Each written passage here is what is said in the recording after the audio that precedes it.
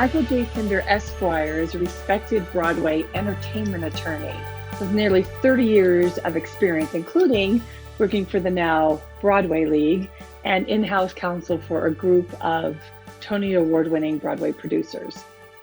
Michael is detailed and thorough, and I can speak from firsthand experience that he's incredibly thoughtful and provides helpful guidance regarding business decisions, customary practices, budgeting, and recoupment projections.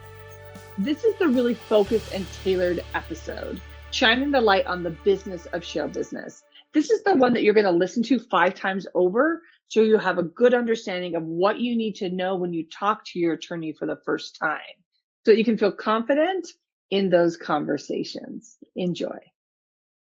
Michael Sinder, welcome to Bit by Bit, Broadway's only podcast dedicated to the investor-producer relationship. I am so glad to have you. Thank you. I'm happy to be here. Thank you. Of course. I know your time is valuable. I know you clock your time by minutes. So again, thank you for spending some time with us. Michael, you have had such a storied career. As an entertainment attorney, you have worked with some of the best in Broadway. Did you know this is where your life was going to go?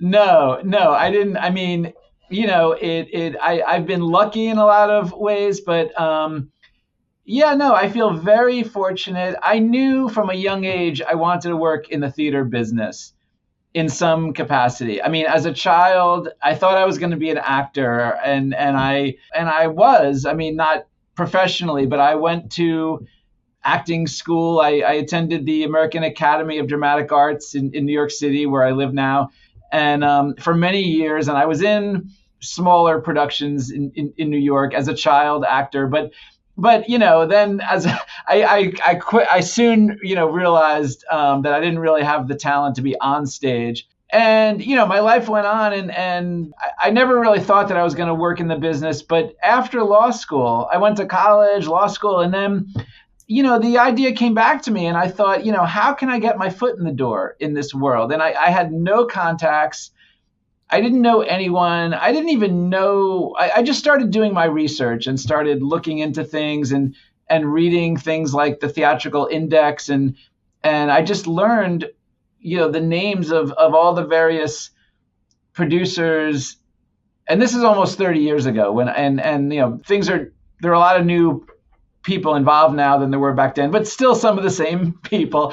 And without having any context, I mean, I just really reached out to people by, sending my resume out to whoever I could, general managers, producers, whoever, theater owners, various organizations in the industry. And so my break, the way I got my foot in the door was, my first job in the industry was at the League of American Theaters and Producers, now known as the Broadway League. And that just opened up a whole bunch of doors for me. They hired me to work in their labor relations department and, negotiating, the whole Broadway industry is very heavily unionized. And, the biggest ones being Actors Equity and the Musicians Union and the stagehands. But then you also have, there's the directors and choreographers, the designers, and many others that I'm not even thinking of. But,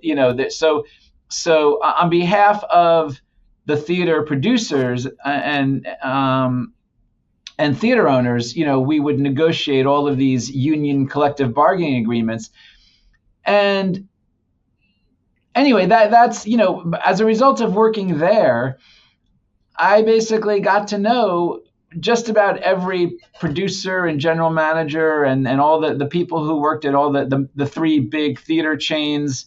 And then that led to other opportunities for me. I went and worked at a small, little boutique entertainment firm for a while. I worked in-house at a couple of different Broadway producing organizations. I was an agent at the William Morris Agency for a while, and for I guess now I'm on to my 9th year of 2014 is when I went off on my own and started my own law practice. And I'm, loving it. It's terrific, and really enjoy what I do. Good for you. I can tell you enjoy what you do because you're really good at what you do in our work together and what I know about you.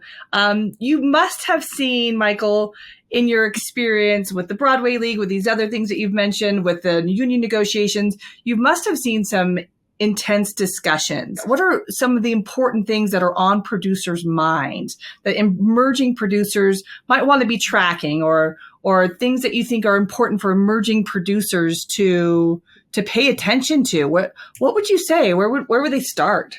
And when you say emerging producers, I don't know if you want to draw the distinction between a producer and an investor.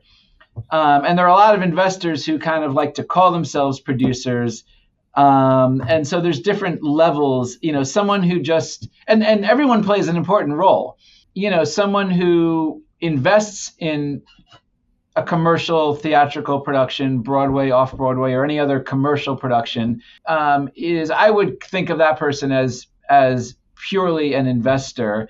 But, they might, depending on the amount that they put in or the timing, I can talk more about that maybe in a bit, but they may be entitled to, call themselves a co-producer and get billing, in the playbill as a co-producer if they put up a sufficient amount of money.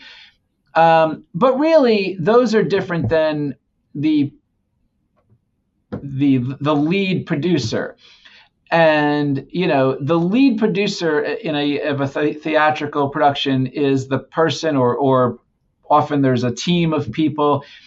They're the ones who are really in control of, first of all, they're the ones who have gone out and acquired the rights to the project. That's the first step, and that's critical. And that means, dealing with doing a deal and getting the rights from the owners, and in the world of theater, that means the authors of the play, whether it's a straight dramatic play or a musical with book, music, and lyrics. And in the situation where you have a play that's based on some other property, an underlying, if it's based on a movie or based on a book, or it's a derivative work of some other copyright protected work, then you've got to get the rights from the owner of the underlying property. And you might have to deal with one of the major Hollywood film studios or, whoever it might be. To answer your question, I mean, there are a lot of things to keep in mind, but, a lead producer, first of all, has to acquire the rights. And in the world of theater, and this is different than film and TV, usually, there are exceptions, but usually in the world of theater, the authors retain copyright ownership. So they will license certain rights to the producers, for a certain period of time. There'll be an option. Maybe they'll license, first class live stage production rights, or first class and second class. Maybe it's limited to one production. Maybe they only grant the right to produce the show on Broadway, and that's it. Or maybe it's limited just to productions in the United States. There may be an option to then also produce it in other major English-speaking countries, which typically means the United Kingdom and Australia. And sometimes you might acquire the right to do the show in other territories throughout the world, in other languages. These are all broken down into segments. It's not like the producer just acquires, quote, the rights, and you have all the rights that there are, because there may also be other rights in the play. It could be turned into a TV series or a movie, or there could be merchandise rights, or so, and these are all retained by the authors. So I might be going off. I don't know if I jumped into some other topics, maybe not directly in response to your question, but there are issues and important points that a lead producer needs to be aware of, and then there are other factors that I would say someone who's thinking about investing needs to be aware of? I have a lot of other things on my mind, but I feel like I'm doing all the talking, so I'll turn it back to you for a second. Well, it's wonderful to hear you talking, and you made such a good distinction, because some people who invest automatically consider that they're a producer. I've tried to really distinguish if I'm a small investor in something or a producer, but you're right. Some investors, if they come in at a certain level, could be a co-producer. And so the question of like emerging producers could be, are you an emerging investor who wants to be a producer? Are you a co-producer who wants to be a lead? I'm learning that there are producers who don't necessarily want to be a lead producer. They're producers who want to be a part of something, or they want the option to be involved with creative teams, but not necessarily be the one that is finding the rights, securing the property, right? Right. Definitely. And, let me back up for a second before I get too much into this. There's something that this probably should have been the very first thing I said, which is, sort of the disclaimer. I'm not giving any kind of specific legal advice. This is just sort of for general informational purposes. And anyone who is thinking of investing or, considering getting on board as a producer in a project, it's important. I would advise that you consult with a lawyer and be very well informed and be aware of all the various risks that might be, risk factors that might be involved. And every project is going to be a little bit different. There are different facts and circumstances involved in every case. So anyway, it's important to get that out of the way. But to your point, not everyone wants to be a lead producer. And it depends on where you're at in your career and your level of experience. For someone who's just starting out and wants to get into the industry, maybe making an investment is a great way to start. Maybe you want to learn the business and you want to get involved. You want to sit in on some meetings, marketing and advertising meetings or producer meetings, and educate yourself. And, getting involved and making a relatively low level investment in a Broadway show is a great way to do it. And you're limiting your liability, you're limiting your loss to whatever the amount is that you invest. You may not have a loss at all. Maybe you'll recoup. I can get into that in a second. But, a lead producer, you're the responsible party. You're responsible, like I said, not only for acquiring the rights, but for the entire operation. From you're overseeing everything. The general manager, making sure that everyone on the creative team, the director, choreographer, the designers, you've got to handle all of those deals. You have people working for you. You have your lawyer, you have your general manager. There may be an executive producer on board who's advising you. But ultimately, if you're the lead producer, this is your show. You're the one who has to be on top of all of this. Maybe that's not for you. Maybe you just want to sit back and invest and enjoy the experience. Now, I mentioned risk factors. Can I talk about that for a second? Yes, please. I think it's important. I would say for someone who's thinking about getting involved, first of all, great. I mean, I'm thrilled that there are people. This is the way that I earn. I mean, this is my business. This is what I love to do. I love the industry. I love the whole theater community. It's just it's filled with really wonderful, supportive people. But if you're getting into this from a business point of view, if you're making an investment or thinking about it, it's really important to know that this is risky, highly speculative. This is a very risky investment. And when you look at the financial offering documents for any kind of commercial production, you will see that language usually repeated several times throughout the document about how risky an investment this is. And there's all sorts of language that will, inform potential investors as to why this is risky, such as, there's no guarantee that the show will run for any particular period of time, or that the ticket sales are going to be at any certain level. or that the show will recoup, or that you'll make a profit. The show could close at any time. The lead producer could abandon the project at any time, even before it gets to, the opening night. There's no guarantee that they'll even raise the full capitalization. That might not happen. I've read, the numbers vary depending on, I've read different reports, but generally on Broadway, and maybe it's different, for off-Broadway or touring productions, but on Broadway, generally 1 in 8, I've also heard, somewhere between 1 in 8, 1 in 9, 1 in 10 shows actually recoups. Now, you could have the next big mega hit on your hands. Maybe you're investing in the next, Hamilton or Wicked or Lion King or, Phantom of the Opera, who knows? But and that would be wonderful. But, most shows are not, the mega hit. And so, you might think, well, that all sounds really scary, and why would I want to invest if it's so risky? And there are reasons to invest, like I've already mentioned a few of them. Maybe you want to learn the business and get involved, or maybe you want to be able to go to the official opening night performance and the opening night party.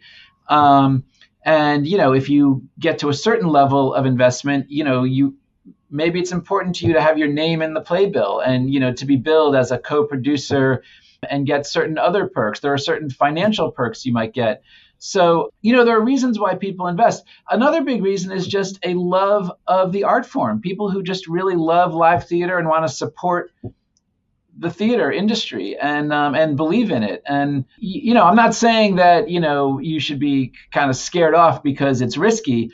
All I'm saying is that you should be well informed and understand the particular project and ask questions. That's important too. You're allowed to ask questions when you read the offering papers, and you should really do it with the advice of legal counsel. And you might have questions, and you should definitely ask them of the lead producer or the lead producer's lawyer.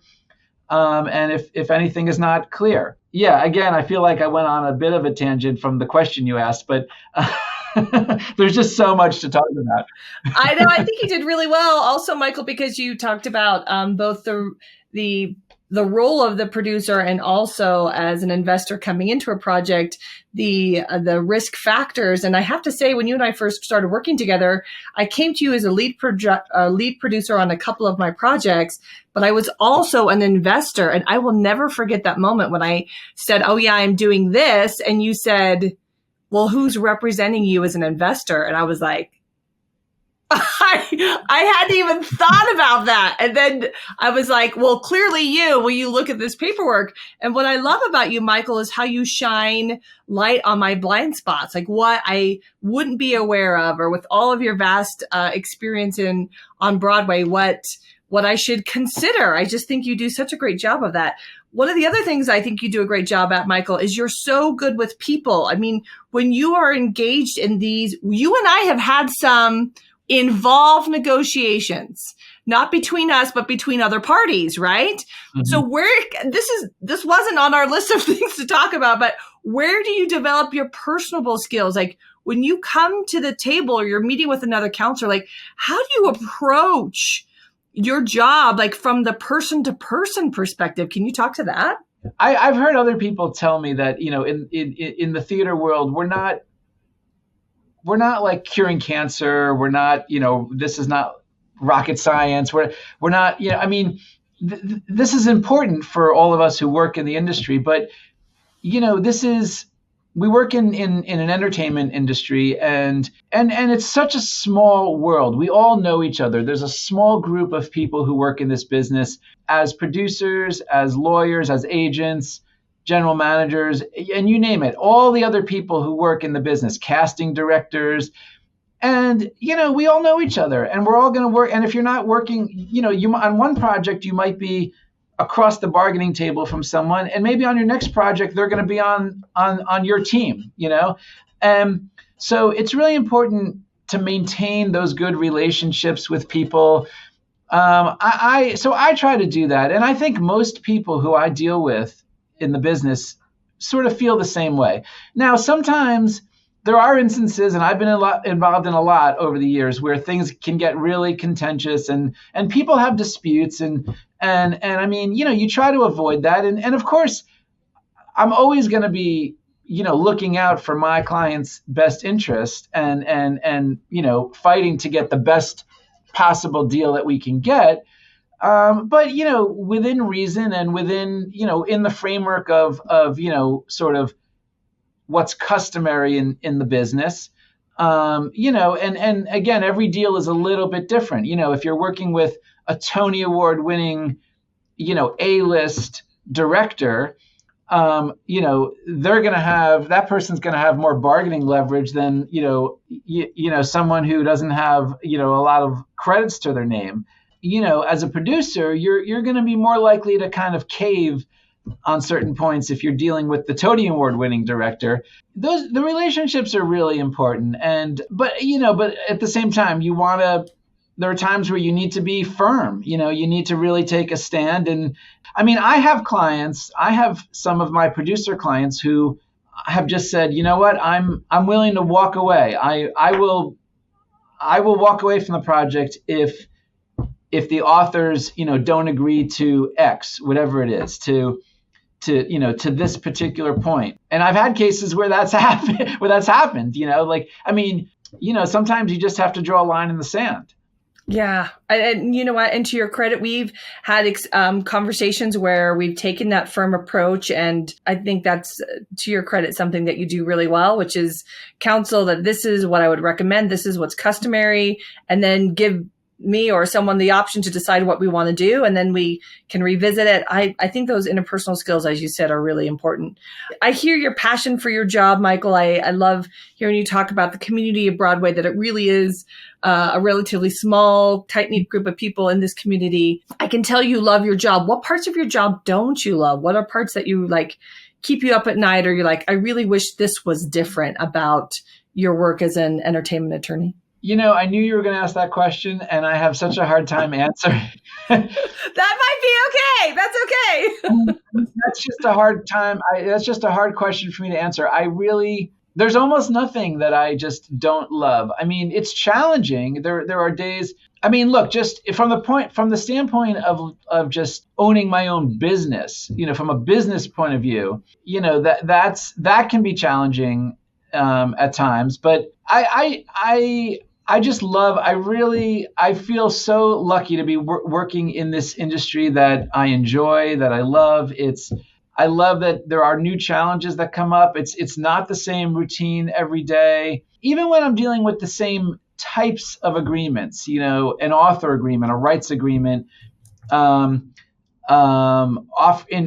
financial offering papers, or a front money agreement. There are sort of broad categories of deals that I do, but everyone is going to be a little bit different. There are different circumstances involved. So, and there are times, often there are new situations that come to my attention that I haven't encountered before. I love the fact, I know you asked about what I don't like, but I'm not going to go there. I'll talk about what I like, because I love the fact that, again, that I have really good, close relationships with with a lot of people in the business, but particularly, the other lawyers. There's a very small group of us theatrical lawyers in New York who do what we do. Very small, and we all know each other. And I love that, if I'm encountering some new situation or set of facts or something that I'm not familiar with, there are many people that I can call and say, hey, have you dealt with this before? Or what's your advice on this? Or, how would you handle it? And like I said, it's a supportive community of people, I find, that work in this business for the most part. And in terms of, I also love, and just having my own business, I love the flexibility of it. I love that I can kind of just come and go. I can work from home. I mean, a lot of people work from home now with COVID, although I guess that's changing. But as much as there are a lot of challenges to having my own business, it's the flexibility that it affords me outweighs, any of the downside, in my opinion. I think about the qualities that make you a good attorney and your positive attitude and your hard work and you're willing to engage in this community. It made me think of like qualities of the people you interact with. Can you talk to us about the quality of producers that you work with? For an emerging producer at whatever level, what are the qualities of the producers that you admire? What is something that you would encourage producers to develop quality-wise? That's a good question. I think it's just important to understand the business, to be open to learning and really know about the deals and the customary practice. And I mean, I turn to you, Megan Ann, as an example of that. You are really I'm so impressed with how you seem really eager to really get a pretty sort of thorough knowledge of the business of how things are working from a business point of view and, from a legal point of view. And there are many aspects of the business that are outside of my, what I deal with, marketing and advertising and, other aspects of, but there are people out there who just don't have that desire, who are just not interested in really understanding or learning. They just want their name in the playbill. They want to produce. They want to be known as a producer, and they'll just kind of push it all off to me as their lawyer. Michael, you take care of this. Do the deal and handle it, or they want their general manager to just handle it. And I much prefer it makes my job easier when I'm dealing with a producer who really understands there's a responsibility to being a producer. There's an important role there are obligations that you have, and you really need to understand the business and educate yourself. It's not just a title. So that would be my advice to someone who wants to get into the business is, take the time to really educate yourself. And start out slowly. Maybe just start with making an investment and read the offering papers and talk it through with your lawyer and understand the deal. I mean, I don't know if you want. I mean, I'm happy. One of the things. I mean, I'm for example, sort of the basic deal terms of investing in Broadway. Should I talk about that for a second? Sure. Yeah, let's talk about that. You bet. You bet. I don't know. Like if you're a first time investor and maybe you don't even know what that means.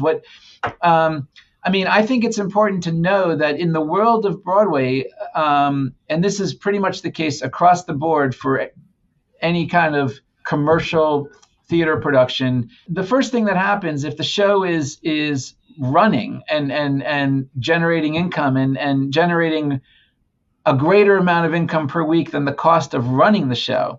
Keep in mind that there's usually two different budgets for a commercial production. There's the upfront production costs, like for a big Broadway musical nowadays, it could easily be $15 or $20 million to capitalize. And then once the show starts performances, there's the cost of running the show every week, the weekly costs of paying the salaries for the actors and the musicians and the stagehands and all the other people involved with the show and the weekly costs of advertising. And so a Broadway musical might cost $700,000 or $800,000 or more. For some big musicals, it might cost $1 million per week, to run the show. That's, once the show is up and running. Once you start performances, you're selling tickets, you've got to be generating ticket sales greater than the cost of running the show. And if you do that, then you kind of do the math and you figure out, okay, how long will it take? How many weeks will it take for me to pay back my investors? If it costs $20 million and let's say we're making an operating profit of whatever it might be, 100,000, 200,000 per week or whatever. And so as an investor, you should understand that distributions are first before the show recoups. They're going to be sent to the investors, and each investor will get a pro rata share. So if you make a $50,000 investment in a $10 million production, that's 0.5%. That's 0.5% of the total capital. If you put $50,000 in a $10 million production. So once the show starts making distributions, you will get 0.5% until you've recouped. And all the other investors have recouped, and the full $10 million has been paid back. After that, post recoupment, then the show is making a profit. The investors collectively will get 50% of those profits, and you will get your pro rata share of 50%. So if your pro rata share is 0.5%, you'll get 0.5% of 50%, which is 0.25% of the profits going forward. So I just think like that's the basic financial setup, the basic financial structure in terms of the payback. Just about every Broadway show operates in that same way. And now if you put up a lot of money, maybe you'll get some additional bonus share of profits. I can go into that if you want, but I think there are a lot of things that a prospective investor should look for, and that's one of them. I think, Michael, I feel like we're going to have a future conversation, which is like, ask Michael, right? Like we're going to have a list of questions that people can ask that would be really helpful, because breaking it down is important. And maybe people will rewind and listen to that last part again about what the clear expectations are, all spelled out in the document papers. Definitely consult your attorney to know, but that gives us a sense of what people can look like as they're getting into it. Michael, if there was one actionable item that you would encourage a producer to do, the first actionable item for the producer or the first actionable item for an investor, what would you tell them is the first thing that they should do? We talked about the rights, but like, what's the first thing that comes to your mind, the first actionable item? Let's say you're just starting from scratch and you think, oh, this is I want to produce this show. Yeah. So the rights is the first thing. And how do you go about doing that? Who are the authors? I mean, there's some cases where a show maybe hasn't even been written yet. So actually, even before acquiring the rights, you might want to commission a piece. I have producer clients who are in that situation where they come to me and they say, wouldn't it be great if there was a Broadway show about such and such? Like, I think this is such a great idea, but I need someone to write it. So the first thing is you go out and find writers that you like and you commission them and you say, I want you to write this play. And usually that's all sort of lumped together with, in that situation, it would be a commission agreement combined with an acquisition of rights, at the same time. And if it's based on an underlying property, like we talked about, if it's based on a film or some other underlying work, you need to get the rights in the underlying property. But when you say what's the very first thing that I would advise a producer to do, what kind of goes hand in hand with hire a lawyer. I mean, that's kind of one of the very first people I think you need to get on your team, is because you're going to want someone advising you and someone who knows the business and knows the customary practices and deal terms. And so, getting a lawyer on board to negotiate that deal that's one of the first things that you're probably going to want to do. Hiring a general manager is probably also somewhere up there towards the top. Maybe not at the very top, but once you get to the point where you have the rights, and maybe, after hiring a director is also going to be, up there. But getting your general manager, having a general manager who's going to put together kind of a preliminary budget before you even get to the full production budget, you might want sort of a developmental budget and, a timeline and a cash flow of, for the next 1 to 2 to 3 years or even 5 years of, what are your plans to develop this project, a reading, a workshop, maybe a not-for-profit production, and how much is that going to cost? acquiring the rights, getting a lawyer, a general manager. Those are sort of the very first stages, I would say. And then, other things are going to fall into place. You might want to bring on producing partners. Maybe this is not something that you feel like you can just take on entirely by yourself. Maybe you're not able to totally finance it yourself. And I don't mean that you would finance it personally, whoever most producers don't do that. The only producer that I know of in the Broadway world who just self-finances is the Disney Corporation. They don't go to third-party investors, but almost every other producer in the world of commercial theater will reach out to investors, for the financing. But even so, if you're talking about a big Broadway musical that's $20 million, you might need to take on producing partners to help go out to third parties to finance. And maybe you want to bring on an executive producer, particularly if you're kind of early in your career and you don't have a lot of producing experience. In the world of theater, an executive producer can play a really critical role. They can be a really important, advisor in a lot of ways. I don't do much in the world of, film and TV, but from what I understand, there are people in the film and TV worlds who have the title of executive producer and they don't really do much. But often an executive producer in the theater world really does play an important role. I think those are the critical kind of starting points.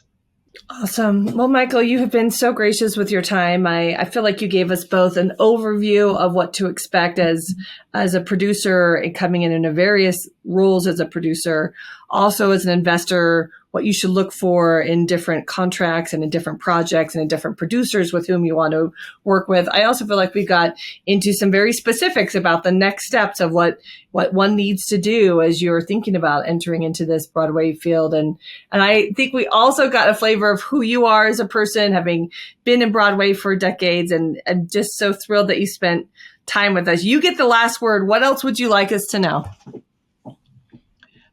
It's been my pleasure. I really love this. Like I said, my last word is there's so much more to know. And I said this before. So, we're just touching the tip of the iceberg. And I feel like we could do, additional sessions just talking about, what investors need to be aware of and look for. There's so many more important points if we really start digging down deeper into different really important things that investors should be aware of if they're going to get involved in a project. So those are my parting words. I'm so happy to be a part of this, and there's more. There's a lot more to know. Of course there is. We can't cover everything in an hour. Very good. More to come. How about that? Sequel in the works. Thank you, Michael. Thank you for having me.